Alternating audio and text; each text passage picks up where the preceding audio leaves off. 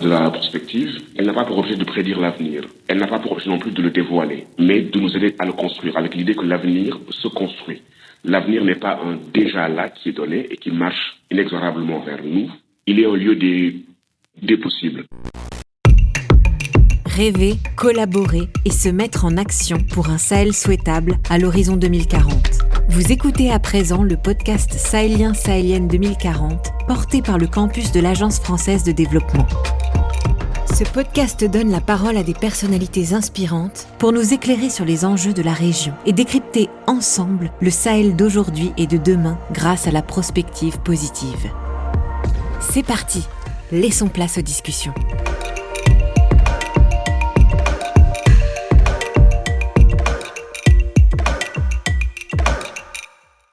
Jean-Marc Pradel de l'Agence française de développement. J'ai la chance d'être aujourd'hui à Ouagadougou et de rencontrer Fadima Kambou. Bonjour Fadima. Bonjour.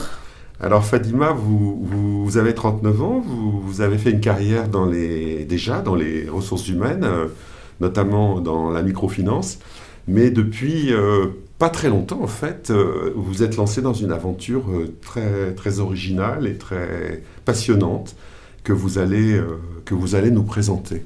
C'est l'aventure de Gopaga. Gopaga, c'est Go la femme, c'est ça ? En avant la femme. En avant la femme. Tout à fait. Go en anglais, avant. Et Paga en moré, la femme. Et alors, avant, je voudrais vous demander une chose, avant qu'on commence vraiment de parler de Gopaga, c'est quel est pour vous le Sahel souhaitable en 2040 ? Pour moi, le Sahel souhaitable, c'est un Sahel avec plus de justice sociale et moins de veuves. C'est-à-dire la paix. Parce qu'au jour d'aujourd'hui, le Sahel, c'est difficile.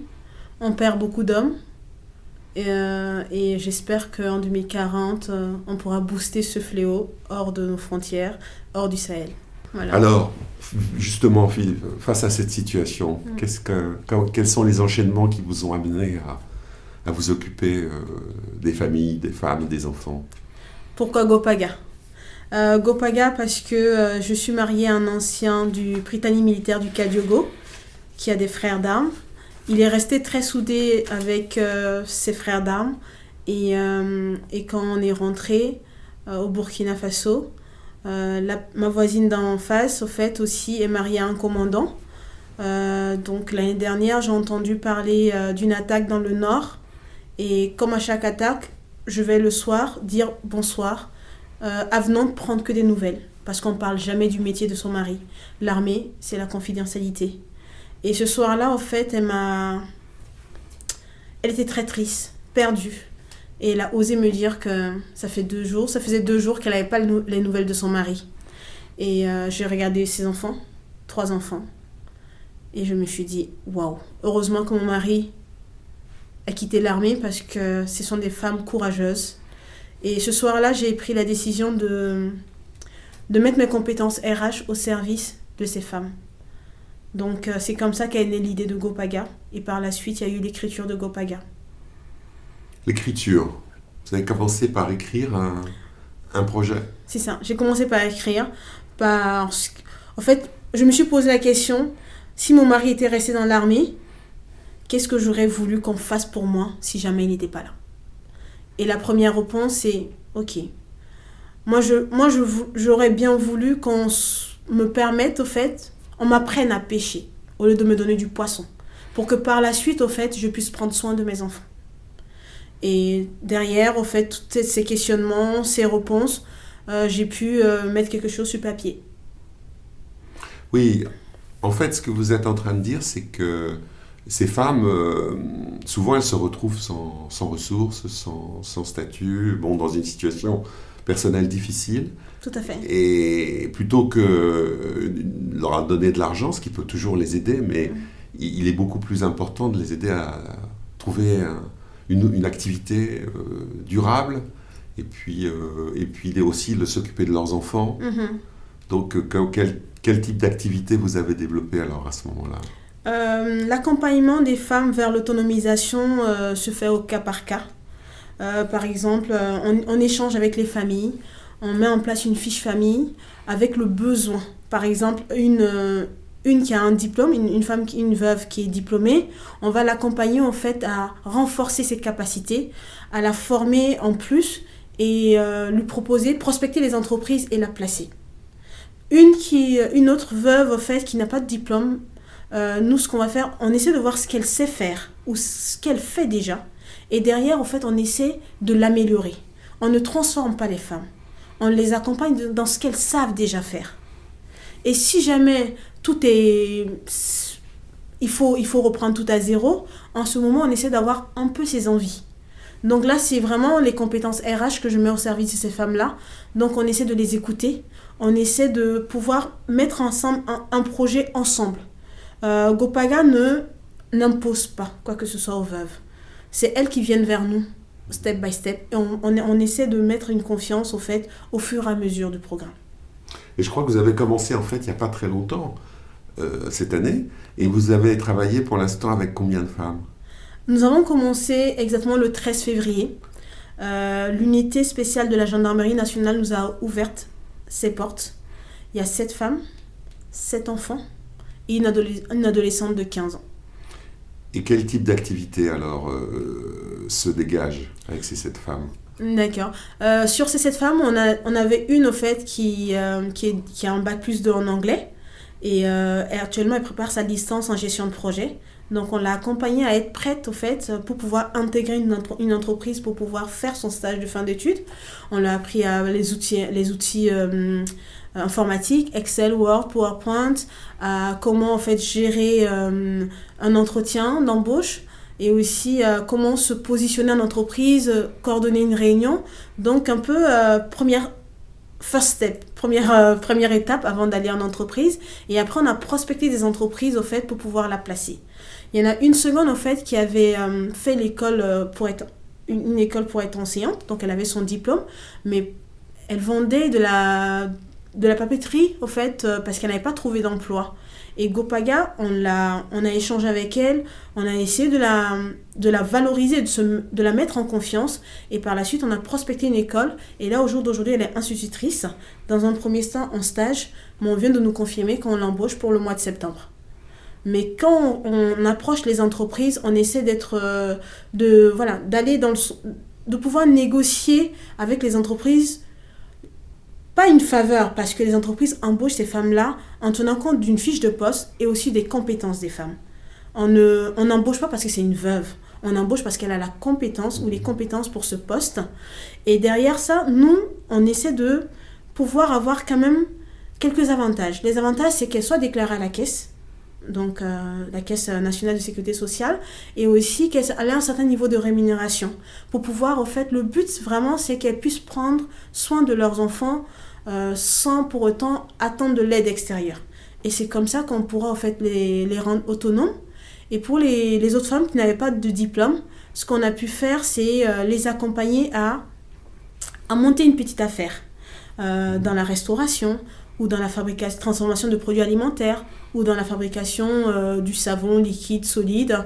Donc voilà. Donc vraiment des formations pratiques et surtout où elles peuvent être autonomes très rapidement.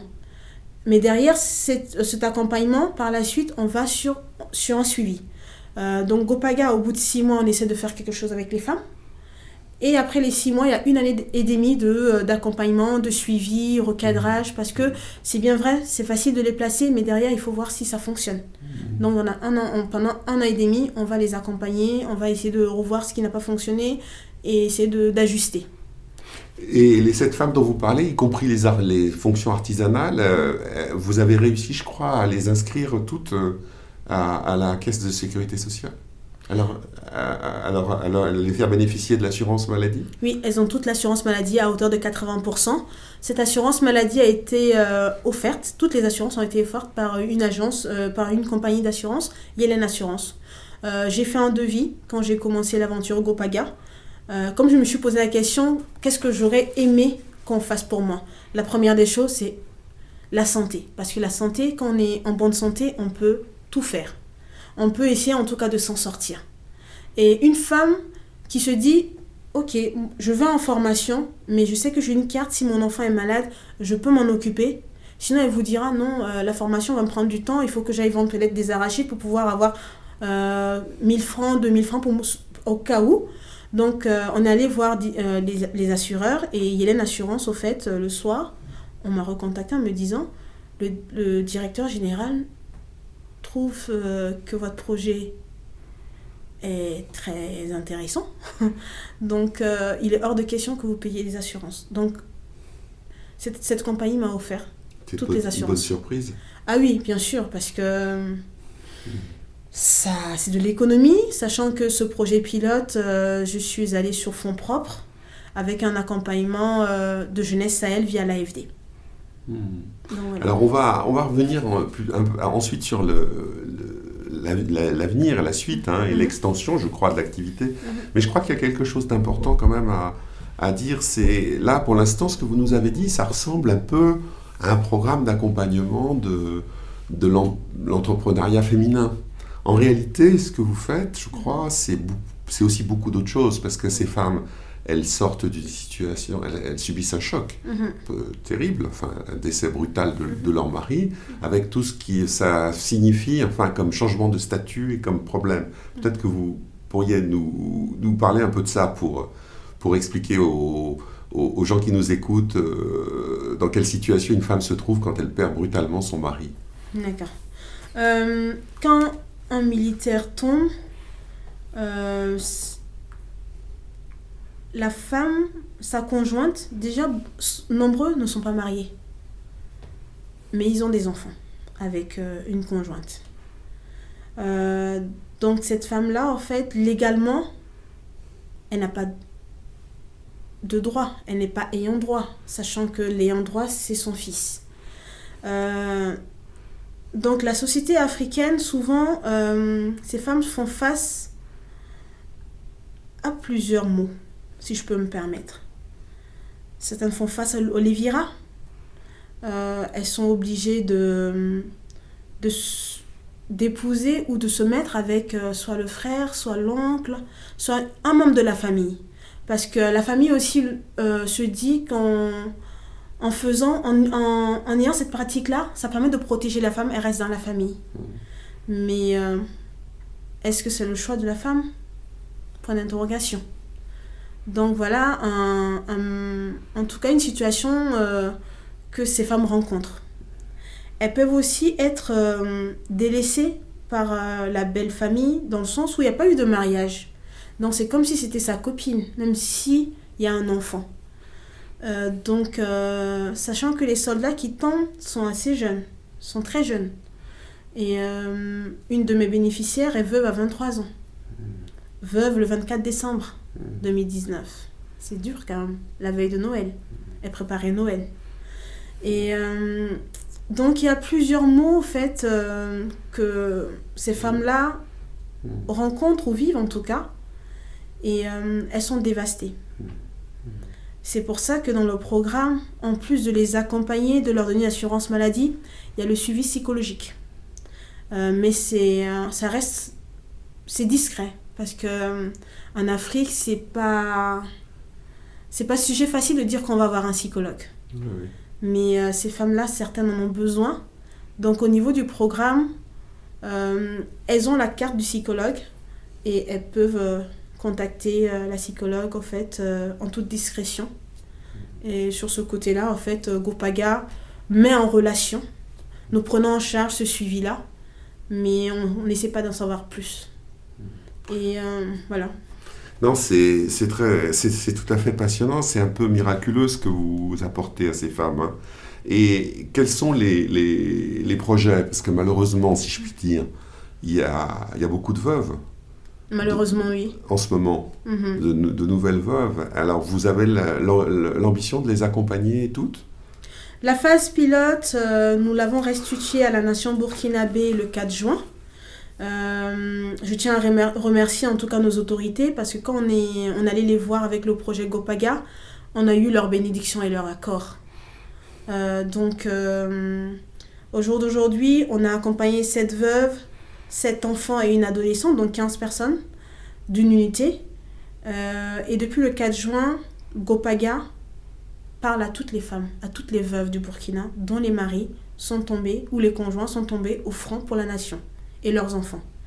Nous allons prendre en charge au fait toutes les veuves en tout cas et les orphelins du Burkina. C'est notre souhait et c'est notre objectif.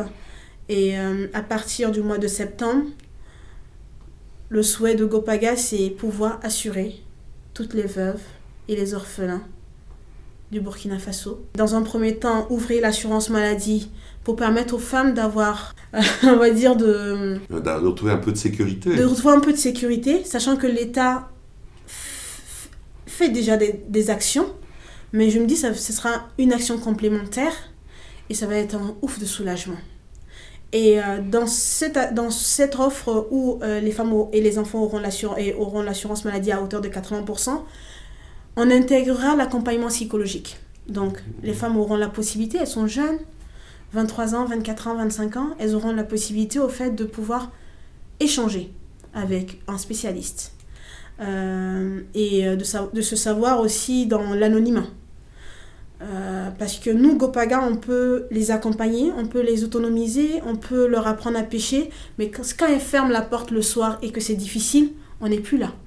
Donc cette dimension aussi est très importante. Donc voilà, donc pour le mois de septembre, c'est ce qu'on aimerait. C'est vraiment mon souhait. Et je pense que c'est un devoir pour nous tous d'y participer, parce que c'est grâce à ces personnes que nos enfants jouent. Ils vont à l'école à Ouagaï ou au Burkina, tout le Burkina, dans les zones où les écoles sont encore ouvertes. Et aussi, c'est grâce à eux que le soir, on va boire un verre. C'est grâce à eux que les amis des pays étrangers viennent à Ouaga pour des missions, pour des accompagnements, pour des missions de développement.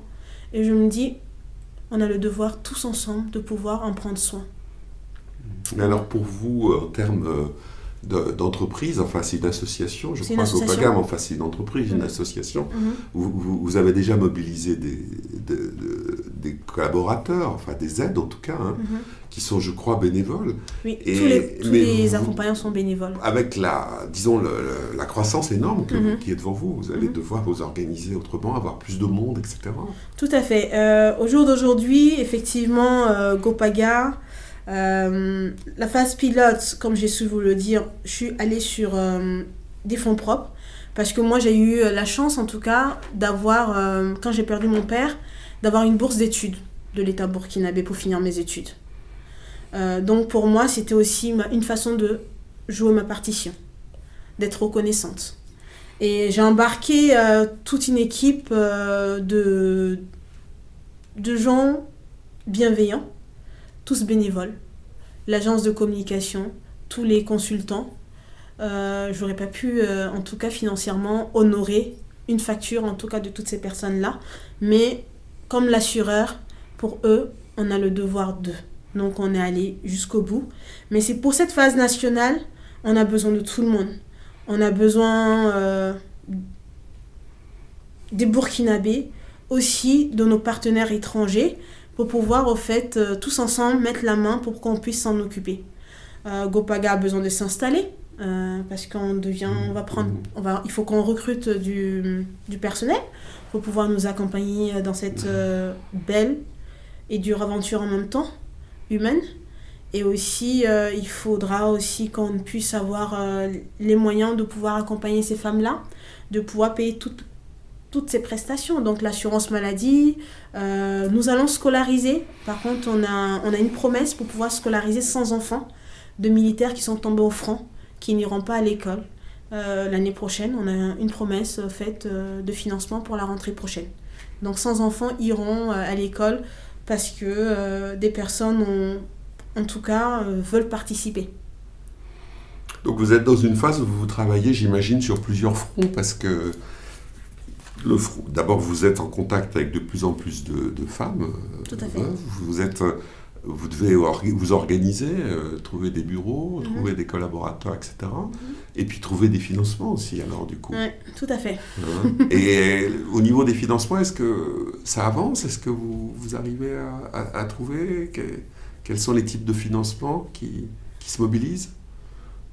Pour l'instant, le projet parle à beaucoup de personnes. Le projet intéresse. Je pense que les bailleurs ou les potentielles personnes qui souhaitent nous financer nous écoutent pour l'instant.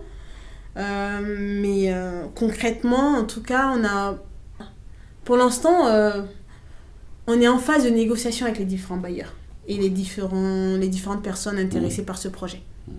Et est-ce que vous vous adressez à... Là, vous dites bailleurs, mais alors, ça peut être des entrepreneurs, d'ailleurs, vous en avez déjà cité. Ça peut être aussi des services publics, en fait, d'une certaine manière. Oui. Notamment, peut-être l'armée, je ne sais pas, qui est directement concernée. Et puis aussi des bailleurs étrangers, des ONG. Enfin bon, il y a beaucoup de gens, évidemment, qui peuvent se mobiliser pour votre cause, pour votre entreprise. Je le souhaite en tout cas. Et la mobilisation, je pense qu'elle peut ne pas être que financière.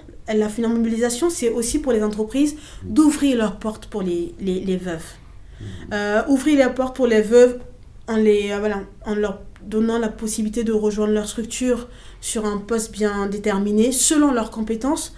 Pas ouvrir les portes parce que c'est une veuve, mais une veuve que Gopaga va prendre le temps de former, ou une veuve où Gopaga pourra au fait remettre à niveau pour qu'elle puisse au fait occuper un poste selon ses compétences.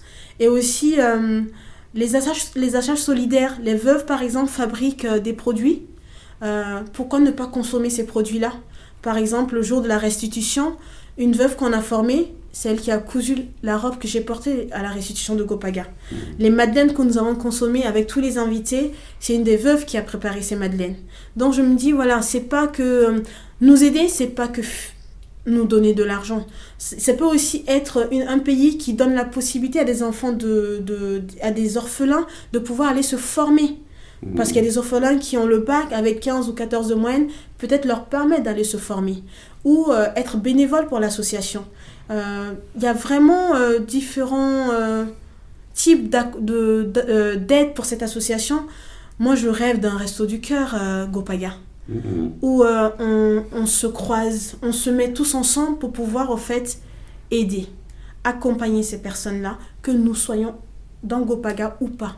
Que Gopaga soit un projet pour le Burkina Faso, qu'un Gopaga soit un projet où le Burkina Faso pourra par la suite l'offrir à d'autres pays du Sahel, comme le Tchad, le Niger, le Mali, parce qu'on est tous concernés.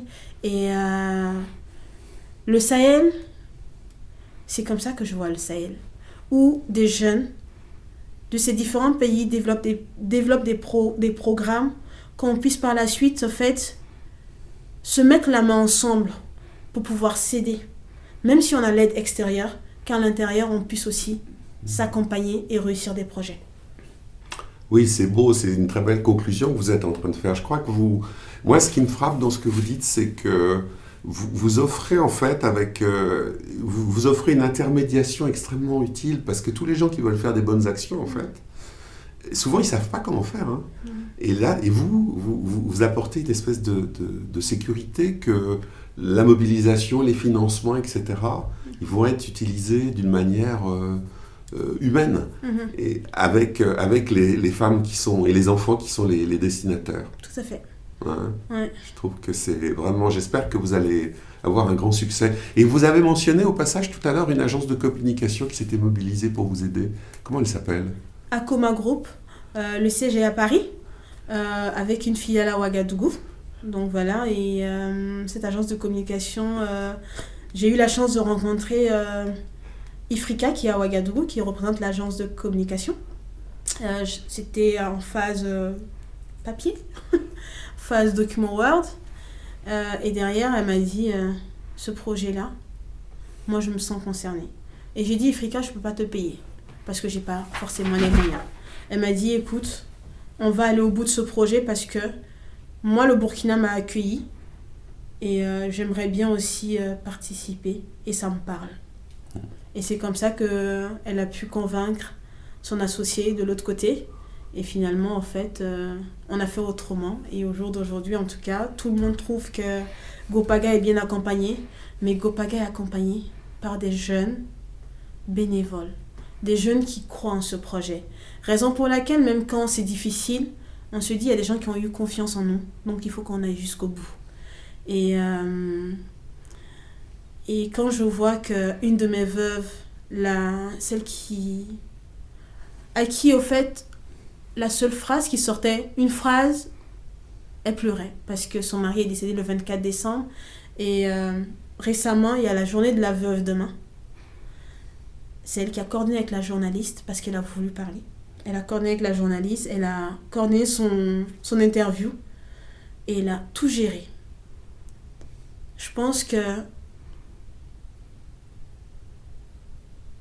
personne, en tout cas dans les hommes, en tout cas les compagnons de route de son mari, je pense qu'ils vont tous être surpris quand ils vont lire ça.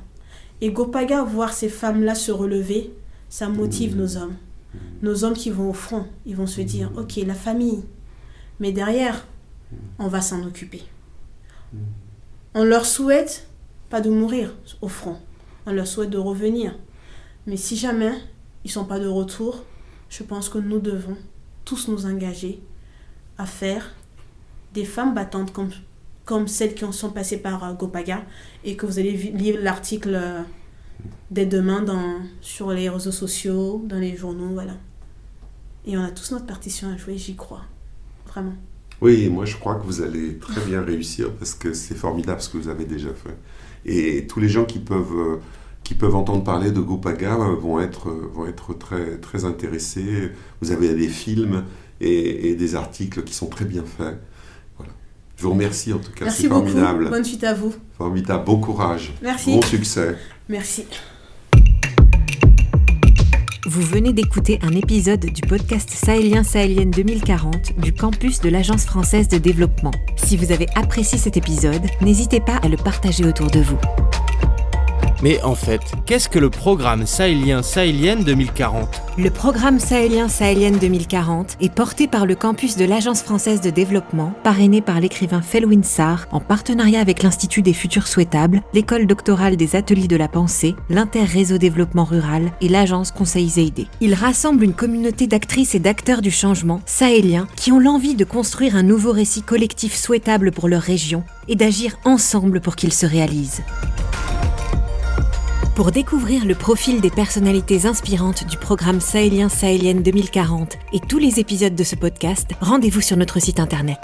À très bientôt!